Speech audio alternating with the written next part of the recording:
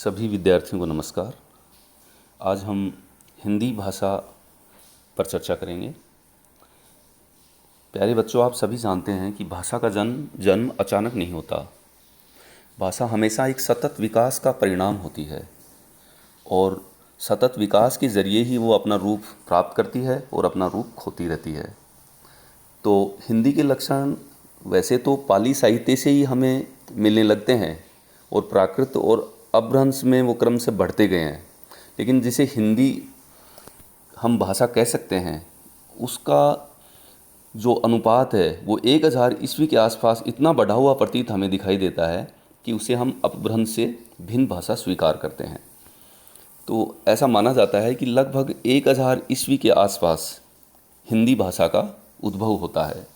तो मोटे तौर पर हिंदी भाषा का जो इतिहास है वो 1000 साल का इतिहास है।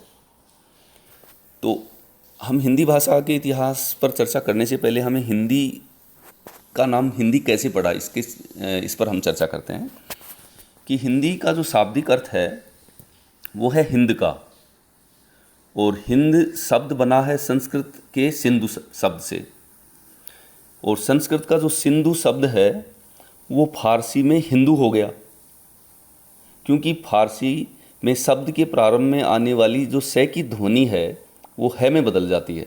जैसे उदाहरण के तौर पर जैसे सूजा का हुजा, सड़क का हड़क, और ये जो है की जो प्रवृत्ति है, से के स्थान पर है बोलने की प्रवृत्ति है, आज भी वो पश्चिमी राजस्थान में आपको कहीं कहीं देखने को मिल जाती है। अतः स्पष्ट है कि सिंधु नदी के पश्चिम की ओर रहने वाले जो लोग थे उन्होंने सिंधु नदी के पूर्व की ओर रहने वाले निवासियों को हिंदू कहा और उस भूभाग को हिंद कहा और उनकी भाषा हिंदी कहलाई, क्योंकि यहाँ से के स्थान पर है की बोलने की प्रवृत्ति थी। तो इस प्रकार हिंदी का नाम हिंदी कैसे पड़ा, इस पर चर्चा करने के बाद में हम इस पर आते हैं कि हिंदी का विकास कैसे हुआ। तो पूर्व वीडियो में भी हमने ये चर्चा की थी कि हिंदी भाषा का जो विकास है वो संस्कृत से पाली, पाली से प्राकृत, प्राकृत से अपभ्रंश भाषा, और अपभ्रंश के बाद में आधुनिक आर्य भाषाओं का विकास होता है। तो जो अपभ्रंश के जो विविध भेद हैं, जैसे शोरसेनी अपभ्रंश है, मागधी है, अर्धमागधी है, इनकी जो सामूहिक जो बोलियां थी जो कालांतर में भाषा के रूप में परिवर्तित हुई, उन्हीं को सब मिलाकर हिंदी का विकास माना जाता है। तो आज हम देखिए हिंदी भाषा पर चर्चा करेंगे। तो जो हिंदी भाषा का जो विकास है वो शोरसेनी अपभ्रंश, अर्धमागधी और मागधी, तीन जो अपभ्रंश के भेद थे उनसे हिंदी भाषा का विकास माना जाता है। और आप ये देखिए शोरसेनी अपभ्रंश में जो भाषाएं बोली जाती थी वो पश्चिमी हिंदी, राजस्थानी और पहाड़ी, और अर्धमागधी में जो बोली जाती थी वो पूर्वी हिंदी, अर्धमागधी की जो विकसित होने वाली भाषाओं पूर्वी हिंदी, और मागधी में बोलने वाली मागधी के अंतर्गत आने वाली भाषाओं में बिहारी, बांग्ला, उड़िया और असमिया। लेकिन हिंदी में हम सिर्फ बिहारी भाषा को ही सम्मिलित कर सकते हैं। तो हिंदी भाषा का विकास शोरसेनी अपभ्रंश से और अर्धमागधी और मागधी, तीन से हम इसका विकास मानते हैं। तो अब देखिए, अब हम पढ़ते हैं शोरसेनी अपभ्रंश से पश्चिमी हिंदी में कौन सी भाषाएं हैं, राजस्थानी में कौन सी हैं, पहाड़ी में कौन सी हैं और बिहारी में कौन सी है, उसमें मागधी, अर्धमागधी में कौन कौन सी भाषाएं हैं, वो सब देखिए आप हम पढ़ते हैं। पश्चिमी जो शोरसेनी अपभ्रंश है उसमें पश्चिमी हिंदी है, शोरसेनी अपभ्रंश में पश्चिमी हिंदी है। पश्चिमी हिंदी में जो भाषाएं बोली जाती हैं वो खड़ी बोली, ब्रज, बांगरू, बूंदेली, कन्नौजी। इसी प्रकार राजस्थानी में मारवाड़ी, मेवाड़ी, ढूंढाड़ी, हाड़ौती, मेवाती, मालवी और बागड़ी। तो आप सभी जानते हैं कि ये राजस्थान के विविध जो क्षेत्र हैं उनमें ये भाषाएं बोली जाती हैं। और इसी प्रकार जो पहाड़ी भाषा है, पहाड़ी में पश्चिमी पहाड़ी, गढ़वाली और कुमायूनी ये सम्मिलित की जाती हैं।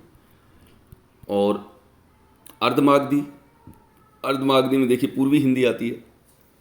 पूर्वी हिंदी में हम अवधी को शामिल करते हैं, बघेली को शामिल करते हैं और छत्तीसगढ़ी।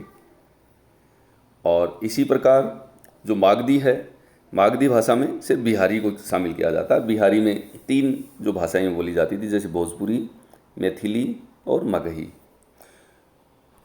तो इस प्रकार से जो हमारी हिंदी भाषा का जो विकास है वो सोरसेनी अपभ्रंश, मागधी और अर्धमागधी। तो सोरसेनी अपभ्रंश में पश्चिमी हिंदी, राजस्थानी और पहाड़ी मानी जाती है, और जो अर्धमागधी है उसमें पूर्वी हिंदी मानी जाती है, और मागधी है उसमें बिहारी और इन तमाम जो भाषाएं उनमें अनेक उनकी उपभाषाएं वो शामिल हैं। तो इस प्रकार से हिंदी का जो विकास है वो सोरसेनी अपभ्रंश, मागधी और अर्धमागधी से माना जाता है। अब हम हिंदी भाषा का जो विकास है वो किस तरह से हुआ उस पर चर्चा करेंगे कि हिंदी भाषा का जो विकास है उसको अध्ययन की दृष्टि से हमें समझने के लिए 3 भागों में हम इसे विभाजित कर सकते हैं। पहला, हम इसको प्रारंभिक काल नाम दे सकते हैं, जिसका समय 1000 ईस्वी से 1500 ईस्वी माना जा सकता है। दूसरा, हम इसे मध्यकाल नाम दे सकते हैं, जिसका समय 1500 से 1800 ईस्वी माना जा सकता है। और इसी प्रकार हम तीसरा, आधुनिक काल, जो 1800 से अब तक माना जा सकता है, वो दे सकते हैं। तो आप देखिए, प्रारंभिक काल जो है, प्रारंभिक काल में 1000 ईस्वी से हिंदी का जो आविर्भाव होता है उसमें नाथ कवि थे, सिद्ध कवि थे, जैन कवि थे, और अमीर खुसरो का भी आपने नाम सुना होगा। उनकी भी पहेलियाँ, मुकरियाँ, उनके माध्यम से भी हिंदी के प्रारंभिक साक्ष्य मिलते हैं। तो हिंदी के जो प्रारंभिक साक्ष्य हैं वो हमें शिलालेखों और ताम्रपत्रों के अतिरिक्त जो सिद्ध कवि जैसे कन्हैपा, सरहपा, सबरपा आदि सिद्धों की वाणियों में हमें मिलता है। और गोरखनाथ और बालानाथ आदि नाथ जो कवि थे उनकी वाणियों में भी हमें हिंदी के प्रारंभिक लक्षण या नमूने मिलते हैं। जैसे गोरखनाथ का एक पद देखिए कि बैठा अवधू लोहो की बट्टी, चलता अवधू पन की मुड्ढी, सोता अवधू जीवता मुआ, बोलता अवधू पिंजरे सूखा। तो यहाँ प्रारंभिक हिंदी के हमें लक्षण साफ हमें दिखाई देते हैं। इसी प्रकार अमीर खुसरो की पहेलियाँ भी आपने खूब पढ़ी होंगी कि अमीर खुसरो की जो पहेलियाँ हैं उसमें आप जिसमें अमीर खुसरो ने लिखा है कि एक थाल मोती से भरा, सबके सर पर औंधा धरा, जगमग जगमग वो थाल चले, मोती उससे एक न गिरे। तो ये प्रारंभिक जो समय है उसमें चाहे नाथ कवि हों, चाहे सिद्ध कवि हों, चाहे जैन कवि हों, चाहे अमीर खुसरो की पहेलियाँ हों, उनमें सब जगह हिंदी के हमें प्रारंभिक जो लक्षण हैं वो स्पष्ट दिखाई देते हैं। अब हम बात करते हैं मध्यकाल की। तो मध्यकाल में हिंदी भाषा का जो समय है वो 1500 से 1800 ईस्वी के मध्य माना जाता है। इसमें बहुत सारी भाषाएं विकसित हुई, जिसमें अवधी है, ब्रज भाषा है। इसी प्रकार से कबीर, मीरा, रहीम, आलम, रैदास आदि कवियों ने भी हिंदी के विकास में महत्वपूर्ण सहयोग दिया और विकसित किया। मध्यकाल में जैसे अवधी भाषा और ब्रज भाषा में जो सूफी कवि थे अवधी भाषा में, जैसे मुल्ला दाऊद, मलिक मोहम्मद जायसी, कुतुबुन ने जैसे मृगावती लिखी, जायसी ने जैसे पद्मावत लिखा, और उस्मान ने चित्रावली लिखी, तुलसीदास ने जैसे रामचरितमानस अवधी भाषा में लिखा, मंजन ने मधुमालती लिखी। तो ये अवधी भाषा के महत्वपूर्ण कवि थे जिन्होंने साहित्य सर्जन किया। इसी प्रकार ब्रज भाषा में आपने सूरदास, नंददास, तुलसीदास, केशवदास, बिहारी, रसखान, घरानंद आदि कवि हैं जिन्होंने अपनी समृद्ध साहित्य से ब्रज भाषा का विकास किया। लेकिन जब खड़ी बोली हिंदी की बात हम करते हैं तब हम कबीर की बात आती है। तो कबीर के अनेक पद जो हैं वो हमें हिंदी में स्पष्ट दिखाई देते हैं कि हिंदी में उन्होंने हिंदी के प्रारंभिक जो, और प्रारंभिक क्या, जैसे पूरी तरह से विकसित हिंदी यहाँ कबीर के यहाँ दिखाई देती है। उनका एक पद देखिए कि हमन है इश्क मस्ताना, हमन को होशियारी क्या, रहें आज़ाद या जग से, हमन दुनिया से यारी क्या, जो बिछड़े हैं प्यारे से, भटकते दर बदर फिरते, हमारा यार है हम में हमन को इंतजारी क्या। तो ये जो उनका पद है वो हिंदी के विकसित रूप को हमें दिखता है, इसमें स्पष्ट दिखाई देता है। ऐसे ही जो मीरा के पद हैं, पायो जी मैंने राम रतन धन पायो, तो ये सीधे हिंदी को भाषा को परिलक्षित करते हैं। ऐसे ही रहीम, अब्दुल रहीम खान खाना जो थे, रहीम के दोए हैं। आलम ने जो आलम के लिए लिखी है उसमें बहुत सारे उदाहरण हमें हिंदी के मिलते हैं। रैदास है, नागरीदास है, ये तमाम जो कवि थे उन्होंने मध्यकाल में हिंदी भाषा को बहुत ही समृद्ध किया, विकसित किया। अब हम बात करते हैं आधुनिक काल की। आधुनिक काल का जो समय है वो 1800 ईस्वी से माना जाता है, और 18 ईस्वी से पूर्व का जो समय है वो भारतेंदु हरिश्चंद्र से पूर्व का समय हम इसे कह सकते हैं, पूर्व भारतेंदु हरिश्चंद्र इसे कहते हैं। तो इस युग की जो सबसे महत्वपूर्ण घटना थी वो ये थी कि खड़ी बोली में गद्य की परंपरा विकसित हुई। वैसे तो गद्य की परंपरा काफ़ी पुरानी है। अकबर काल के कवि हैं कवि गंग, जिन्होंने चंद छंद वर्णन की महिमा खड़ी बोली गद्य में लिखी थी, जिसमें गद्य के प्रारंभिक दर्शन हमें इसमें मिलते हैं। उसके पश्चात 18वीं सदी के पूर्वार्ध में राम प्रसाद निरंजनी ने भाषा युग वशिष्ठ लिखा था। ये भी एक अत्यंत प्रसिद्ध ग्रंथ है, जिसे आचार्य रामचंद्र शुक्ल ने हिंदी का प्रथम प्रौढ़ लेखक बताया है। इसी क्रम में दौलत राम जैन की पद्म पुराण की भाषा वचनिका भी महत्वपूर्ण है। तो जो गद्य की परंपरा का जो विकास होता है वो आधुनिक काल की महत्वपूर्ण देन है। इस दृष्टि से पूर्व हरिश्चंद्र युग से पहले हम चर्चा करेंगे फोर्ट विलियम कॉलेज की। तो फोर्ट विलियम कॉलेज की स्थापना कलकत्ता में हुई थी, और कलकत्ता में 1799 ईस्वी में मानी जाती है। और इसके आचार्य थे जॉन गिलक्राइस्ट। जॉन गिलक्राइस्ट जो थे वो अंग्रेज़ थे, और ये माना जाता है कि इतिहास में, जो हिंदी साहित्य के इतिहास में, वो गद्य के जन्मदाता और उन नायक के रूप में भी उन्हें याद किया जाता है। वो मुख्य रूप से ईस्ट इंडिया कंपनी के जो प्रशासक होते थे उनको हिंदी सिखाने के लिए उन्होंने बहुत महत्वपूर्ण प्रयास किए। और जॉन गिलक्राइस्ट ने grammar of the Hindustani language, grammar of the Hindustani language लिखा, और इसे वो हिंदुस्तानी कहना अधिक उचित समझते थे। गिलक्राइस्ट का इस दृष्टि से बहुत ही महत्वपूर्ण योगदान रहा है कि वो हिंदी को के प्रचार प्रसार के लिए उन्होंने फोर्ट विलियम कॉलेज की स्थापना उनके नेतृत्व में की गई।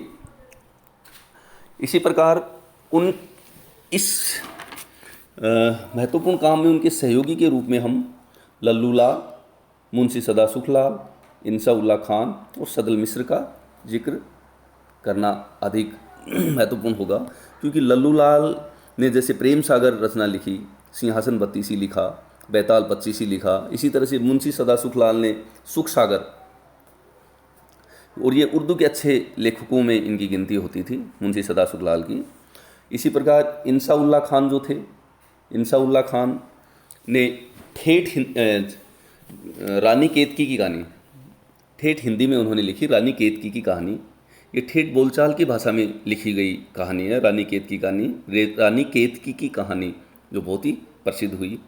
इसी प्रकार जो सदल मिश्र थे उन्होंने भी नासिकेतोपाख्यान, रामचरित्र, ऐसे अनेक ग्रंथ लिखे।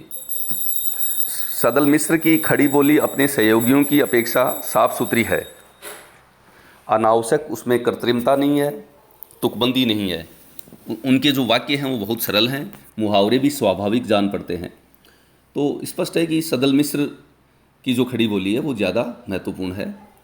तो फोर्ट विलियम कॉलेज के जो 4 लेखक थे उन्होंने साहित्यिक क्षेत्र का विस्तार अवश्य किया उन्होंने, किंतु वे भाषा का कोई व्यवहारिक मानक या प्रतिष्ठित स्वरूप उपस्थित करने में समर्थ नहीं है उसके। लेकिन जब भी जॉन गिलक्राइस्ट का नाम आता है उस दौर में इन कवियों या लेखकों लल्लू लाल, मुंशी सदा सुखलाल, इंसाउल्लाह खान, सदल मिश्र का जो नाम है वो सदैव हिंदी साहित्य के इतिहास में याद किया जाएगा। इसी क्रम में देखिए बाद में राजा शिव प्रसाद सितारे हिंद हुए और एक राजा लक्ष्मण सिंह हुए। तो राजा शिव प्रसाद सितारे हिंद जो थे, उन्होंने, ये शिक्षा विभाग के अधिकारी थे, और इनकी जो महत्वपूर्ण उपलब्धि है वो ये है कि इन्होंने क, ख, ग, जय और फै, इनके नीचे अरबी फारसी ध्वनियों के चिन्हों के नीचे बिंदी लगाने का रिवाज चलाया उन्होंने। जैसे क के नीचे जैसे बिंदी लगाने की परंपरा रही, ऐसे ही ग के नीचे जैसे बिंदी लगाने की परंपरा, तो ये जो परंपरा थी ये उन्होंने विकसित की थी राजा शिव प्रसाद सितारे हिंद ने। तो राजा शिव प्रसाद सितारे हिंद, राजा भोज का सपना, भूगोल के ऊपर उन्होंने पुस्तकें लिखी, उन्होंने हिंदुस्तान के पुराने राजाओं का इतिहास लिखा, सिखों का उदय और अंत नाम से, अस्त नाम से उन्होंने पुस्तकें लिखी। तो बहुत सारी पुस्तकें उन्होंने लिखी थी, और ये फोर्ट विलियम कॉलेज के लिए ही काम करते रहे। इसी क्रम में हम राजा लक्ष्मण सिंह का जिक्र करेंगे। जो राजा लक्ष्मण सिंह थे, ये संस्कृत के तत्सम शब्दों से युक्त जो भाषा थी उसको ज़्यादा महत्व देते थे, जबकि राजा जो शिव प्रसाद सितारे हिंद थे वो उर्दू से मिश्रित जो हिंदी थी उसको महत्व देते थे। तो राजा लक्ष्मण सिंह थे, वो सदैव इस संदर्भ में एक विरोध के रूप में उन्होंने कहा कि तत्सम युक्त जो हिंदी है, संस्कृत की तत्सम युक्त जो हिंदी है उसे ही महत्व दिया जाना चाहिए। इस तरह का इनका आपस में विवाद भी कहीं कहीं मिलता है। तो इस प्रकार फिर हम बात करते हैं हरिश्चंद्र, भारतेंदु हरिश्चंद्र की। उन्होंने अनेक नाटक लिखे, अनेक पत्र पत्रिकाएँ चलाई। तो पत्र पत्रिकाओं के माध्यम से भी हिंदी का विकास हुआ, और जो पत्र पत्रिकाएँ थी उनमें जो सबसे पहला जो हिंदी का जो अखबार था वो उदंत मार्तंड 1826 ईस्वी में कलकत्ता से ही प्रकाशित हुआ था, और 1828 में कलकत्ता से बंगदूत नामक अखबार निकला। इसी तरह 1829 ईस्वी में 1828 में बंगदूत निकला। राजा शिव प्रसाद सितारे हिंद ने भी अखबार, बनारस अखबार निकाला था 1844 ईस्वी में। 1854 में कलकत्ता से ही समाचार सुधावर्षण निकला। तो ये सब चीज़ें, इन तमाम बातों से स्पष्ट होता है कि हिंदी का जो विकास है वो तीव्र गति से हुआ। धन्यवाद।